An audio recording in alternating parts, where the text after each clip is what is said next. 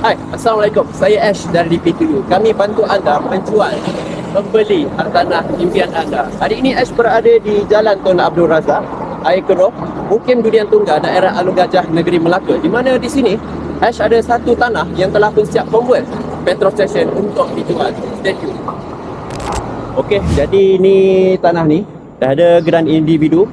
Tempoh pegangan adalah freehold, hak milik kekal. Kategori serta kegunaan telah pun siap convert ke bangunan petrol station. Namun, tanah ni hanya boleh dibeli oleh pembeli berketurunan Melayu ataupun syarikat yang berstatus Melayu, kerana tanah ini adalah tanah yang berklasifikasi MCN, iaitu Melaka Customary Land. Alright, jadi tanah ni adalah berkeluasan lebih kurang 1 ekar ataupun lebih tepat sekali bersamaan dengan 0.918 ekar bersamaan dengan 3,717 meter persegi bersamaan dengan 40,000 kaki persegi, lebih kurang.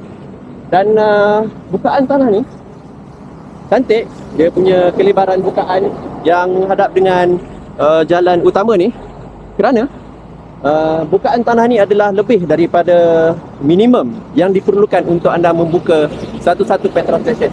Kelebaran bukaan tanah ni adalah sepanjang 62 meter. Boleh lihat dalam semak sana, ke hujung tanah masih ada lagi 12 meter. Alright. Dan saya sedang berada di reserve jalan bagi tanah ni. Dan tanah ni masih lagi hutan dan belum dibersihkan. Alright. Okey, untuk kedudukan tanah ni berada betul-betul bersebelahan dengan kastam di Raja Malaysia. Dan di belakang tanah ni merupakan lebuh raya SPA. Dan yang menariknya sekali, tanah ni berada betul-betul berhadapan dengan ini, lebuh raya yang menghubungkan Bandar Melaka ke lebuh raya Plus Highway. Ini adalah Jalan Tun Abdul Razak. Boleh lihat trafik dari kedua-dua arah adalah sangat tinggi. Dan terutamanya pada musim cuti sekolah dan juga pada weekend, hari Sabtu dan juga Ahad. Owner tanah di sebelah sana telah pun mengambil peluang ini untuk membina petrol station. Jadi saya rasa agak cantik untuk anda bina lagi satu petrol station di sini.